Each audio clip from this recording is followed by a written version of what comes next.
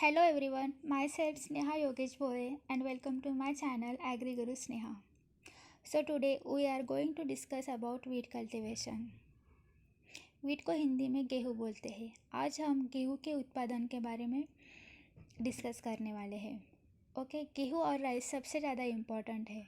हर घर में रोटियां तो बनती है और चावल भी बनता है।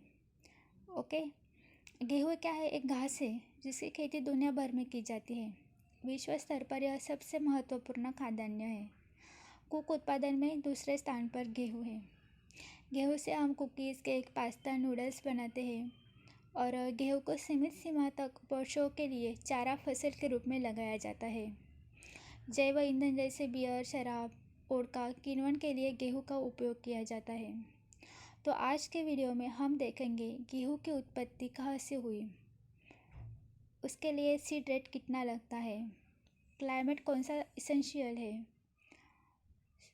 सॉइल कौन सी इसेंशियल है, उसके प्रकार कौन कौन से हैं, हेक्साप्लॉइड, डिप्लॉइड, टेट्राप्लॉइड, और हम कौन कौन से एरिगेशन दे सकते हैं। बॉर्डर स्ट्रिप मेथड तो कॉमन मेथड है। आज हम CRI, tillering, late jointing, flowering, milking and dough, इन सब स्टेजों के बारे में डिटेल में डिस्कस करेंगे। So let's start. व्हीट यानी कि गेहूँ। The botanical name of wheat is Triticum aestivum and the family is Poaceae. जितने भी सीरियल है उनकी फैमिली पोएसियासी रहती है and the older family is Gramineae. Chromosome number of wheat is 2n is equal to 24 and the origin is south west Asia, Turkey. गेहूँ की उत्पत्ति दक्षिण पश्चिम एशिया में हुई थी। Rank first in the world among the cereal both in respect of area and production, so wheat is called king of cereal. wheat को serial का राजा कहा जाता है क्योंकि जग में in respect of area and production गेहूँ का फर्स्ट रैंक है। इन इंडिया, और हमारे इंडिया में wheat is second most crop in area and production after rice. Rice के बाद according to area and production wheat is second. The world cereals derived from a Roman world series, which means goodness of grain. ये जो serial world है वो Roman world series से लिया गया है जिसका मीनिंग है गोडनेस ऑफ ग्रेन। इनफ्लोरेंस नोन एज और स्पाइक। इनफ्लोरेंस मतलब किसी भी प्लांट का जो फ्लोरिंग पोर्शन होता है, जहाँ पे फ्लावर्स आते हैं, फूल आते हैं, उसे हम इनफ्लोरेंस कहते हैं। तो फिर गेहूँ का जो इनफ्लोरेंस पोर्शन है उसे क्या कहा जाता है? और स्पाइक और हेड। यह गेहूँ की इमेज है। ओके, जो ऊपर वाला पार्ट है हेड, उसे स्पाइक कहा जाता है। हेड, स्पाइक एंड और। This is the inflorescence part of wheat. Then leaf मतलब पत्तियाँ, stalk and then roots. Roots तो ज़मीन के नीचे रहते हैं। और गेहूँ की जो सीड रहती है is known as caryopsis. Test weight of wheat grain is 40 gram. Test weight मतलब 1000 दानों का वज़न। ओके, test weight of Phalaris minor is 2 gram. Wheat protein is rich in niacin and thiamine content. आपको मालूम है व्हीट में ग्लूटेन रहता है। It's responsible for bread making. गेहूँ का जो आटा होता है वो कभी फटता नहीं, जल्दी से चिपक जाता है। उसमें जो स्टिकीनेस होती है वो ग्लूटेन की वजह से आती है। Protein content in wheat 8 to 11%।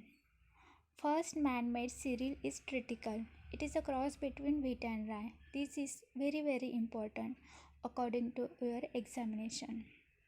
And the highest productivity of wheat is Punjab. Punjab में ज़्यादा से ज़्यादा प्रोडक्शन लिया जाता है। Climate, cool and moist weather during the vegetative growth period. Vegetative growth period मतलब फूल आने के पहले की जो स्टेज होती है उसे वेजिटेटिव ग्रोथ पीरियड कहा जाता है। जो शुरुआती स्टेज होती है, दो तरह की ग्रोथ स्टेज होती है। First is vegetative and second one is reproductive. तो वेजिटेटिव ग्रोथ पीरियड में वीट को cool and moist weather essential रहता है. Warm and dry weather during grain formation, that is maturity के टाइम जब दाना बनने लगता है तब वीट को warm and dry weather essential रहता है. मतलब मार्च एंड अप्रैल गर्मियों के दिन में. The sowing period is November and December and harvesting period is March and April. The seed rate required is 100 kg per hectare. This is very important.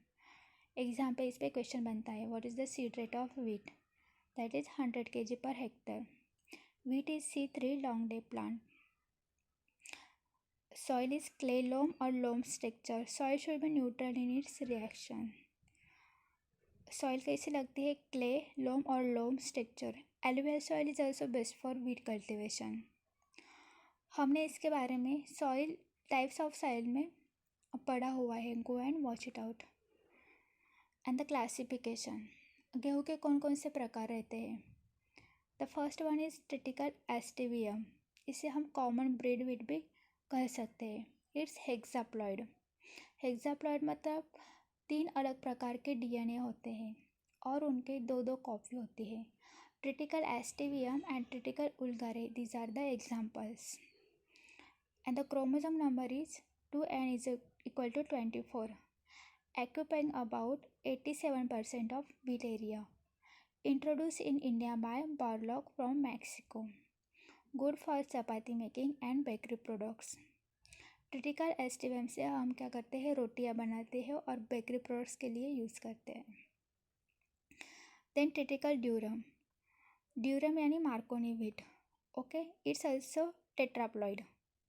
मतलब 2 genome होते हैं. Triticum durum and Triticum dicoccum, these are the examples. And the chromosome number is 2n is equal to 28. दिस occupies about 12% of wheat area. ये हमें central and southern area में पाया जाता है. They are used for making semolina which is made into macaroni and other pastas. इससे सूजी बनती है और पास्ता भी बनता है. देन ट्रिटिकल डाइकोकम, इसे इमर व्हीट कहा जाता है. It's also tetraploid and the chromosome number is 2n is equal to 28. Triticale डाइकोकम हमें गुजरात, महाराष्ट्र, आंध्र प्रदेश, कर्नाटका एंड तमिलनाडु में पाया जाता है. And the another one is diploid. Okay, और इसमें क्या रहता है? 1 जीनोम रहता है. Triticale Sphaerococcum and Triticale monococcum, these are the examples of diploid. Let us see the irrigation stages of wheat. Maximum हम 6 इरीगेशन दे सकते हैं गेहूँ को. इसमें 45 to 65 सेंटीमीटर पानी लगता है. बॉर्डर स्ट्रिप मेथड है, ये बहुत कॉमन मेथड है फॉर इरीगेशन. इसके अलावा CRI, tillering, late joining, flowering, milking and dawn. These are the very essential and most important. So let us see. The first one is the first irrigation 20 to 25 days after sowing. Okay, इसे crown root initiation stage भी कहा जाता है. इस सबसे पहला irrigation आपको 20 से 25 दिन बाद देना ही देना है. ओके, ये बहुत ज़्यादा सेंसिटिव स्टेज है. शुरू के 20-25 दिनों तक सेमिनल रूट प्लांट को न्यूट्रिशन प्रोवाइड करती है. ओके, 20-25 दिन के बाद सीड के ऊपर एक रूट बनना स्टार्ट हो जाती है जो कि परमानेंट रहती है. अगर इसे पानी नहीं दोगे तो क्राउन रूट क्या हो जाएगा? डैमेज हो जाएगा. अगर क्राउन रूट रहेगी तो आगे जाके प्लांट बनेगा, नहीं तो प्लांट डेड हो जाएगा. ओके, सूख जाएगा, मर जाएगा. ये सबसे ज़्यादा सेंसिटिव स्टेज है. इसे क्राउन क्यों कहा जाता है? क्योंकि किसी भी रानी के सिर पर जो ताज रहता है, ओके, उसे भी क्राउन बोलते हैं ना. तो इसकी जो रूट होती है वो क्या करती है? क्राउन जैसा स्ट्रक्चर बनाती है. सिर से ऊपर और मिट्टी से नीचे ये पाई जाती है, इसलिए इसे क्राउन रूट इनिशिएशन कहा जाता है. Second irrigation 40 to 45 days after sowing. आपको 40 to 45 डेज के बाद इरिगेशन देना है. इसे बोलते हैं टिलरिंग स्टेज. इसमें क्या होता है, टिलर निकलना चालू होता है। ओके, क्राउन रूट निकली है, उसके बाद शाखाएं निकलती हैं। Third irrigation 70 to 75 days after sowing. Sowing के बाद आपको 70 to 75 डेज के बाद इरिगेशन देना है। तीसरा इरिगेशन, इसे हम लेट जॉइनिंग स्टेज कहते हैं। इसमें क्या होती है, इसे गांठ अवस्था भी कहते हैं हिंदी में। तो इसमें क्या होता है, जुड़ने का चरण तब शुरू होता है जब जो डंठल है अपना दूसरा नोड बनाता है, जिससे पौधा ऊपर की ओर बढ़ता है। इस दौरान कम गति जो टिलर होते हैं वो क्या होते हैं, मर जाते हैं। फोर्थ इरिगेशन, चौथा इरिगेशन आपको 90 to 95 डेज के बाद देना है। इसे फ्लोरिंग स्टेज भी कहा जाता है, मतलब पुष्पन अवस्था। मैन से उभार निकलते हैं इस अवस्था में। पांचवा irrigation 100 to 105 days after sowing. Sowing करने के बाद 100 और 104 दिन के बाद आपको इरिगेशन देना है। इसे मिल्किंग स्टेज कहा जाता है। इसमें क्या होता है, कच्चे दाने बनना शुरू हो जाते हैं। और छठा irrigation 1105 120 days after sowing. Sowing करने के बाद 115 तो 120 दिन के बाद आपको देना है। इसे डॉट स्टेज कहा जाता है। इसमें क्या होता है, दाने बनने लगते हैं, दाना अवस्था। The most important is CRI stage. Okay, let us see the tillering stage. यहाँ पे देखिए टिलर निकलना चालू हो रहा है। देन जॉइनिंग स्टेज, गांठ अवस्था। द मैच्योरिटी स्टेज में दाना बनने लगते हैं। This is the proper image. This is the heading stage, then seed and seedling. Seed, wheat diseases and symptoms। गेहूँ के रोग कौन कौन से हैं तो फिर देखते हैं। The first one is powdery mildew, second is loose smut, third is brown rust, fourth is stripe rust, yellow rust, fifth one is black rust, sixth one is flag smut, seventh one is hill bunt और stinking smut, eight one is Karnal bunt. ये सब wheat के diseases है। इसके बारे में हम next video में डिटेल से डिस्कस करेंगे। व्हीट पर हम 3 वीडियो बनाएंगे। फर्स्ट वीडियो जो आज की थी, इसमें हमने इंट्रोडक्शन देखा। सेकंड वीडियो में हम व्हीट के डिसीज़ के बारे में डिटेल में डिस्कस करेंगे और थर्ड वीडियो में इरिगेशन मेथड को हम डिटेल में देखेंगे।